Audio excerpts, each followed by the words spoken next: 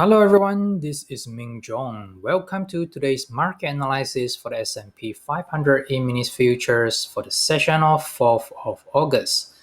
In this video, I am going to show you the market recap on the last session, plus one trade review in the 3 minutes time frame, which I will include the entry, exits, and the rationale behind.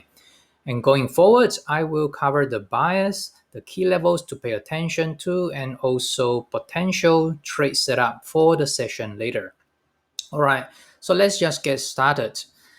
As we can see in this SP 500 daily chart, yesterday was relatively bullish, despite that we have a very narrow range during the US session, but still we have made some progress.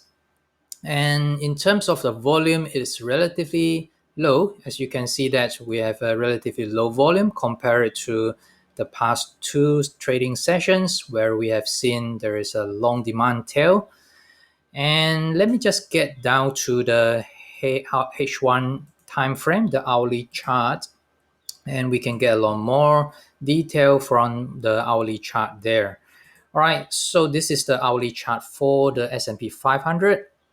As you can see that yesterday's session during the US session was pretty tight range. So that's the opening bar there. Subsequently, I think pretty much we are still, we were just consolidating between 3280 to around 32995. So it's a relatively tight range because majority of the movement happened during the Asian through the London European session. As we can see it from here, consolidation followed by a push up during the London session. So we can see that apart from that, the volume is generally very low, as we can see in this hourly chart as well, compared to the past few trading sessions. And there is nothing unusual there.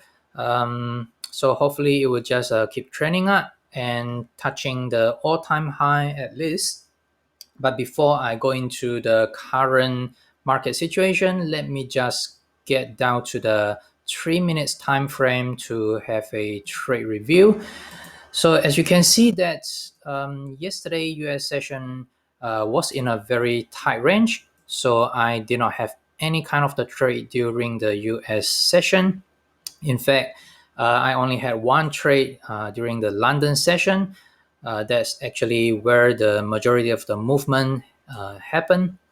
So as you can see in this 3 minutes time frame chart, I have already marked this up in my chart here. So this trade setup was actually based on a sign of strength rally out from a down sloping consolidation range. So you can see that this is the prime movement. That's during the regular trading hours, the US sessions. So we have a markup, and eventually just after it closed, the cash market closed, and then we have another push to create the buying climax high here, and then followed by a automatic reaction, secondary test, and then we have a test as a sign of weakness to form a lower low. And subsequently, we have a test in phase B. And eventually, we kind of like spring the previous low during the London session around 330 here. As you can see, so this is the spring of the prior swing low here. And eventually, just right after the spring, we have a very good minor sign of strength rally, and then followed by a test forming a higher low, and eventually it just kind of have this kind of the absorption movement up to break out of this down sloping range. So one thing that is a bit tricky here is because of the down sloping range. So you can see that my trade was actually initiated right after this momentum bar here. In fact, it's actually the third bar there, which I will elaborate a bit more. But first, let me just walk you through a bit. The context was actually just based on this down sloping trading range. as you can see here, the spring actually happened very nicely. We have a temporary commit below this support level, and then followed by a reversal and a test, and eventually here comes a minor sign of strength rally. But as it touches the downsloping resistance here, we see the rejection immediately. Let me just zoom in a little bit. You can see the volume here. So you can see that we have a relatively good volume here on the way up.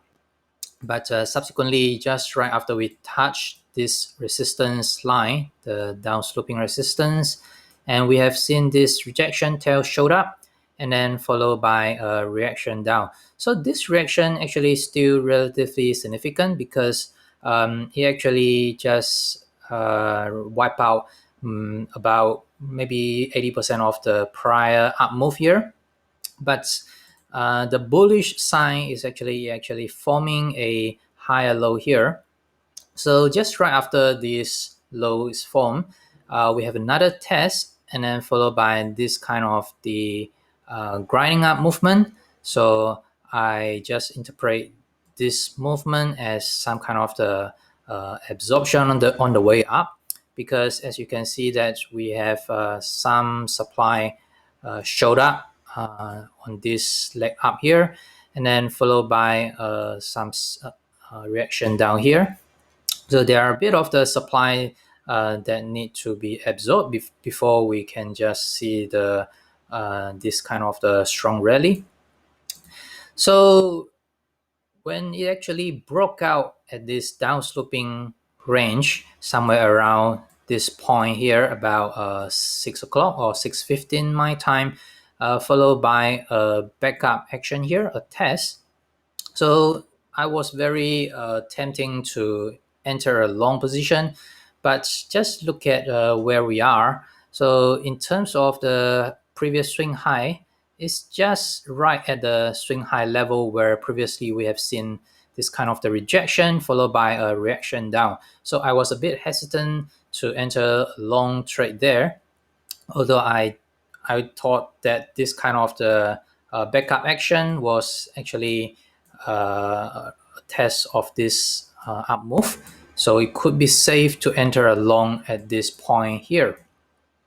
But I just waited a bit more to wait for some kind of the confirmation.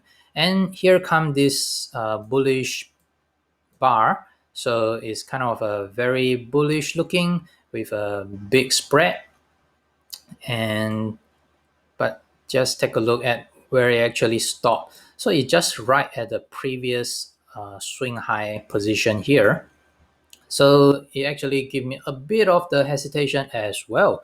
But anyway, this is a bit better because this is actually kind of like a momentum bar with a spike of the volume here, and we can see it actually showed up in the price spread as well. So this is a strong momentum bar, and then followed by next bar, which is a test of the momentum bar. We have equally good volume and a lot of the supply come in, but look at the spread here. So the reaction is kind of like a very small, very tiny reaction. So at this point, I was a bit more confident to enter a long trade once it actually break out of this prior high formed by the momentum bar here. So let me just zoom in a little bit more here so you can actually see this bullish bar. So this is the bullish bar. My trade actually just right after this tiny reaction bar. So after this third bar here forming, once it's breaking out of the prior high form in this bullish bar, I just enter my long trade there. So this is just based on this momentum bar confirmation, and eventually I just trailed the stop, and I got stop out somewhere, I think just before the US opening session, somewhere about 9:20. This bar there, 9:21. So this is kind of like a localized breakdown. So we have let me clean this. Okay, so we have this kind of the up move, and I just trail the stop, and then eventually I got until here. So from here onwards, we actually have a trading range form, and this bar here actually have a localized breakdown from this trading range, and that's actually stopped me out with a reward to risk ratio of around, let me see, it's about 1.8. So not too shabby. Quite happy with this trade, and it actually just exit the trade just before the US opening session. So just lock in a profit, and that's the good way to go. All right, so this is the trade review, and the only trade that I had initiated during the whole session. You can see that subsequently in the US session, we have a relatively tight range. So that's the opening session about 9:30 p.m. my time, and we have seen a bit of the reaction followed by a rally up, and then have another test here. But you can see that it actually did not interact with the levels that I actually anticipated in my trading plan. So no trade for me at the moment during the US session yesterday. All right, so let me just get back to the hourly time frame, and let's talk about the current market situation. All right, so currently we are still we just had a reaction down just I think about 1 or 2 hours ago. So right now the immediate resistance levels that I'm watching definitely is the swing high level here. I think that's very close to 3300, so I would just say it's close to 3300 level. And subsequently, if we can just break above, then I think the previous gap level at around 3310 to around 3340 could provide some kind of the resistance. And for the immediate support level, as you can see in these two line here, that's these two pink line. They are the previous swing high levels. So that's around 3273 to around 3283. So these are those two levels, 3285 or 3273. So this should form the supporting area for the S&P 500. So as you can see that on 4 o'clock my time here, this hammer bar here actually just tested this level at 3273, and then actually got some buying tail here. We have seen some kind of the demand come in. I did initiate a long trade based on a swing type of the spring type of a setup earlier on. So I will see how it goes. Anyway, I will just review the trade tomorrow in the trade review session. And for the potential trade for the session later, what I can imagine is possible some kind of the spring type of trade which I just took. So based on the spring of the previous day low here, so that's a possible scenario, and maybe you could do something like this, have another test before you actually move up. For the bias for day trading today is bullish for me. And for long-term trading, the position trading or even swing trading is definitely still bullish. Nothing has changed so far.